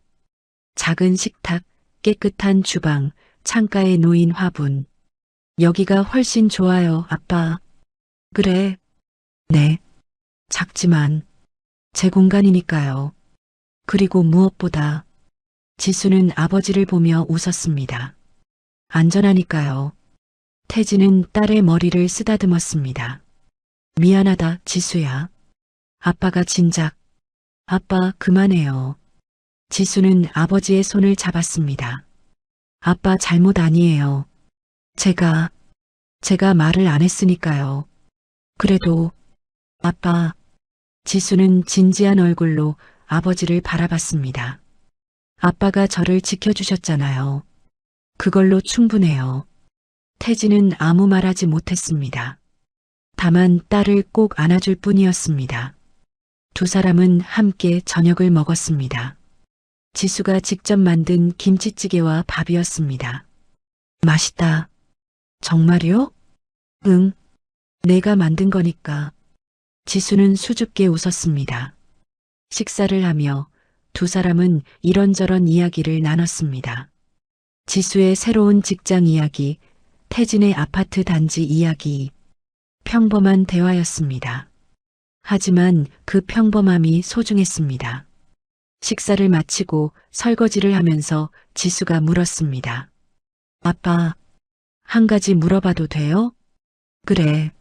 아빠가 엄청난 사람이었다는 거 사실이에요? 태진은 잠시 멈췄습니다. 누가 그러던? 다들 그렇게 말해요. 아빠가 옛날에 지수야. 태진은 딸을 보았습니다. 아빠는 그냥 아빠야. 내 아빠. 그것 말고는 아무것도 중요하지 않아. 지수는 아버지를 바라봤습니다. 엄마 때문에 그만두신 거죠? 태진은 고개를 끄덕였습니다. 엄마가 마지막으로 한 말이 뭔지 아니? 몰라요. 너 앞에서 떳떳한 아빠가 되어 달라고 했어. 지수의 눈에 눈물이 고였습니다. 그래서 아빠는 모든 걸 버렸어. 조직도, 권력도, 명예도. 너랑 엄마가 있으면 그걸로 충분했으니까. 아빠, 근데 아빠가 너를 제대로 지켜주지 못했어. 내가 아파하는 걸 몰랐어. 태진의 목소리가 떨렸습니다. 그게 아빠가 가장 후회하는 거야. 지수는 아버지를 꼭 안았습니다. 아니에요, 아빠. 아빠는 최고의 아빠예요. 두 사람은 한참을 그렇게 안고 있었습니다. 해가 지고 태진은 지수의 집을 나섰습니다. 조심히 들어가세요, 아빠. 그래. 너도 잘 자고. 아빠, 다음 주에도 올 거죠? 당연하지. 태진은 손을 흔들며 걸어갔습니다. 버스 정류장으로 가는 길, 태진은 하늘을 올려다봤습니다. 별들이 반짝이고 있었습니다. 여보, 봤소? 태진은 마음속으로 아내에게 말했습니다. 지수가 웃고 있소. 이제 안전하고 행복하고. 바람이 불었습니다. 마치 아내가 대답하는 것 같았습니다. 고생했어요, 여보. 태진은 미소 지었습니다. 다음 날 일요일, 태진은 아내의 묘를 찾아갔습니다. 조용한 공원 묘지였습니다. 나무들이 붉게 물들어 있었고 낙엽이 바닥에 쌓여 있었습니다. 아내의 묘 앞에 앉았습니다. 왔소, 여보. 태진은 가져온 꽃을 놓았습니다. 지수가 이제 괜찮소. 웃고 있고 새로 시작하고 있소. 바람이 불어 낙엽을 흩날렸습니다. 당신이 원했던 대로 나는 지수 앞에서 떳떳한 아빠가 되려고 노력했소. 비록 잠깐 옛날로 돌아가긴 했지만. 태진은 쓴웃음을 지었습니다. 미안하오. 약속을 완전히는 지키지 못했소. 하지만 지수를 지키기 위해서는 어쩔 수 없었소. 태진은 잠시 침묵했습니다. 그래도 이제는 정말 평범하게 살 거요. 경비원으로. 지수 곁에서. 태진은 묘비를 쓰다듬었습니다. 보고 싶소, 여보. 매일 보고 싶소. 태진은 한참을 그렇게 앉아 있었습니다. 해가 저물어 갔습니다. 일어서서 돌아서려는데 뒤에서 목소리가 들렸습니다. 형님, 민수였습니다. 민수야, 여기는 어떻게? 형수님께 인사드리러 왔습니다. 민수는 묘 앞에 절을 했습니다. 형수님 잘 계십니까? 형님 잘 모시겠습니다. 절을 마치고 민수는 태진을 보았습니다. 형님, 형제들이 다들 여쭤봅니다. 형님께서 정말 돌아오실 생각 없으신지. 태진은 고개를 저었습니다.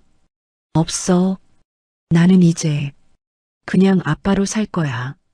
알겠습니다. 민수는 웃었습니다. 하지만 형님, 형제들은 형님을 잊지 않을 겁니다.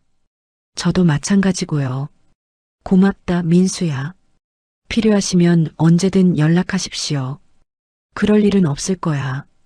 이제 평화롭게 살 거니까. 민수는 고개를 끄덕이고 떠났습니다. 태진은 다시 한번 아내의 묘를 바라봤습니다. 여보, 나는 우리 딸과 함께 행복하게 살겠소. 당신이 원했던 대로. 태진은 묘지를 나섰습니다. 일주일 후, 태진은 경비실에서 근무하고 있었습니다. 평범한 오후였습니다. 한 아이가 뛰어와서 말했습니다. 아저씨, 공이 또 나무에 걸렸어요. 태진은 웃으며 일어났습니다. 그래, 아저씨가 빼줄게. 놀이터로 가서 나뭇가지를 흔들어 공을 빼주었습니다. 고마워요, 아저씨. 조심해서 놀아야 돼. 아이는 공을 들고 친구들에게로 뛰어갔습니다. 태진은 그 모습을 보며 미소 지었습니다. 이것이 그의 일상이었습니다. 평범하고 조용하고 행복한 일상. 그날 저녁 지수에게서 문자가 왔습니다. 아빠, 오늘 회사에서 칭찬받았어요. 저녁 같이 먹어요. 태진은 답장을 보냈습니다. 그래, 아빠가 맛있는 거 사줄게. 휴대전화를 내려놓고 태진은 창밖을 바라봤습니다. 저녁 노을이 아름다웠습니다. 그는 생각했습니다. 자신이 가진 것이 무엇인지, 딸의 웃음, 딸의 안전, 딸의 행복, 그것이 전부였습니다. 그리고 그것으로 충분했습니다. 몇 달 후, 겨울이 왔습니다. 지수는 새로운 사람을 만나기 시작했습니다. 회사 동료였는데 착하고 성실한 사람이었습니다. 지수는 아버지에게 그 사람을 소개했습니다. 아빠, 이분이 제가 말씀드린. 젊은 남자는 긴장한 얼굴로 태진에게 인사했습니다. 안녕하십니까? 김민준이라고 합니다. 태진은 그를 보았습니다. 진지하고 정직한 눈빛이었습니다. 지수를 잘 대해주겠습니까? 네, 목숨 걸고 지키겠습니다. 태진은 웃었습니다. 목숨까지는 필요 없고 그냥 행복하게 해주세요. 감사합니다. 식사를 하면서 태진은 딸이 행복해하는 모습을 봤습니다. 진짜 행복이었습니다. 그리고 그것이 태진이 원했던 전부였습니다. 그날 밤, 태진은 혼자 집에 돌아와 창밖을 바라봤습니다. 눈이 내리고 있었습니다. 하얀 눈이 조용히 세상을 덮고 있었습니다. 태진은 생각했습니다. 폭력과 권력의 세계에서 살던 자신. 하지만 진짜 강함은 그런 것이 아니었습니다. 진짜 강함은 사랑하는 사람을 지키는 것, 그들의 행복을 위해 자신을 희생하는 것, 그리고 평범한 일상 속에서 감사함을 느끼는 것. 태진은 미소 지었습니다. 여보, 우리 지수, 이제 정말 행복해요. 밖에서는 눈이 계속 내렸습니다. 조용하고 평화롭게. 그리고 태진의 마음도 평화로웠습니다. 딸을 지켰으니까, 딸이 행복하니까, 그것으로 충분했으니까. 전설은 끝났습니다. 하지만 아버지의 사랑은 영원했습니다. 그리고 그것이야말로 진정한 강함이었습니다.